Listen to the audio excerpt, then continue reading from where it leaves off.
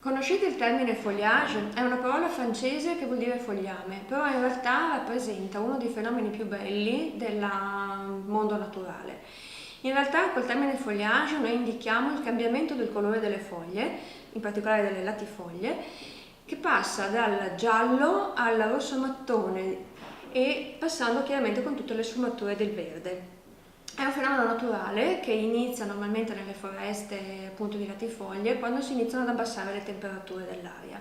Quindi è un fenomeno che può capitare in un momento un po' variabile del calendario, decisamente un po' prima dell'autunno.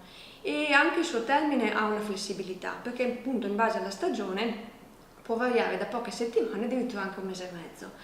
In Cansiglio il foliage è uno dei fenomeni per cui moltissimi visitatori vengono a visitarci. La foresta del Cansiglio, che è fondamentalmente formata da faggio, regala ai visitatori questo fenomeno naturale di rara bellezza.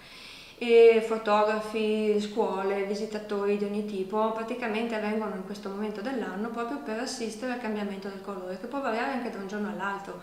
Quindi ci sono persone che vengono anche più volte durante la stagione a visitare la foresta proprio perché incantati da questa magia.